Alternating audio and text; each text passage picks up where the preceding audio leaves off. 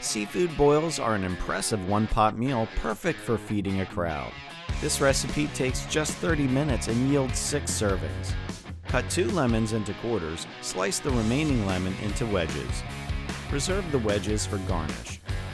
Fill a large pot with 14 to 16 cups of water. Add the Backyard Pro seasoning mix, garlic, and onion. Place the 2 quartered lemons in the water. Bring to a boil. Add the potatoes to the pot and cook for 8 minutes. Add the lobster tails and cook for 5 minutes. Add the clams, crab, and corn and cook for 5 minutes. Add the shrimp and sausage. Cook them for 2 to 3 minutes. Drain the seafood mixture from the pot, reserving 1 cup of broth. Finally, melt the butter in a small bowl and whisk it with the reserved broth.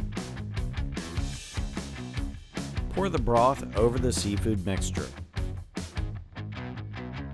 Garnish your seafood boil with chopped parsley and lemon wedges. Sprinkle on some additional Backyard Pro Chesapeake seasoning blend, seasoning to taste. Serve immediately and enjoy.